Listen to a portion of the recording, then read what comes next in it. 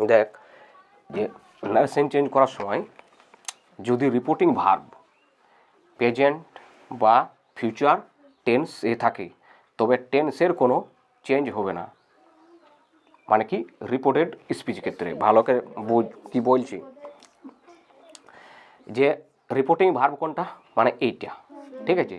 মানে এই দিকটা যদি মানে রিপোর্টিং ভার্বটা যদি প্রেজেন্ট টেন্স বা ফিউচার টেন্স থাকে তবে এই জায়গাটা কী হবে চেঞ্জ হবে না, ঠিক আছে।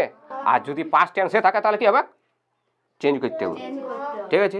যেমন এখানে নমিতা সেজ আই ওয়েন্ট, মানে কি নমিতা বলে যে আমি গিয়েছিলাম, তাহলে কি নমিতা সেই থেকে এসেছে, ঠিক আছে। এই ইনভাইটেড টু টেনে কী হয়েছে দ্যাট, এখানে সি ওয়েন্ট, মানে কি হলো এখানে চেঞ্জ হবে না, ওকে।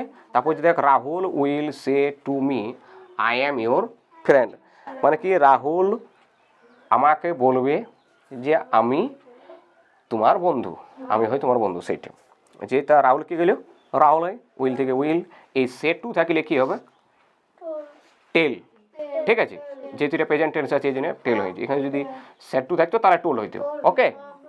আর মি থাকলে এখানে মি, মানে যে আমাকে বুঝে তারপর ইনভাইটেড দ্যাট।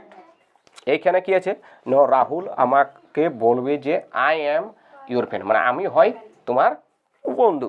তাহলে এই যে এই আইটা কিন্তু চেঞ্জ হবে, ঠিক আছে, ঠিক আছে। কি আইটা থেকে কি হবে হি, কিন্তু এইখানে কি হইতো যদি এটা পাস্ট টেন্সে থাকতো তাহলে এখানে কি হইতো এটা ওয়াজ বুঝতো, ঠিক আছে। কিন্তু এখানে যেহেতু প্রেজেন্ট টেন্সে আছে তার জন্য এইটা ইজি হবে, ঠিক আছে।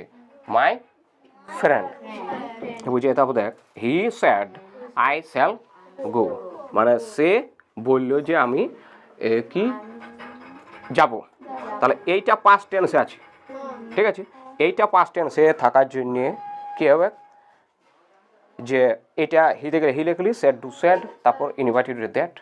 এবার এটাও পাস্ট টেন্সে থাকার জন্য এটা কী বুঝবে এটাও পাস্ট টেন্স হবে, ঠিক আছে, এটাও পাস্ট টেন্সই হবে। তাহলে দেখ কী হয়েছে আইটা কী হয়েছে হি, মানে সে বললো কি যে আমি পুরী যাবো, তাহলে এইটা আইটা এখানে কে মানে হি, ওকে। তারপর এই সেল থেকে এখানে হি থাকলে কী হবে মানে এই যে এখানে হি থাকলে কি হয় উইল হয়, তাহলে উইলটা উইলের পাস্ট টেন্স কি হবে উড, তারপর গো কে গো, বুঝতে পারছি হ্যাঁ।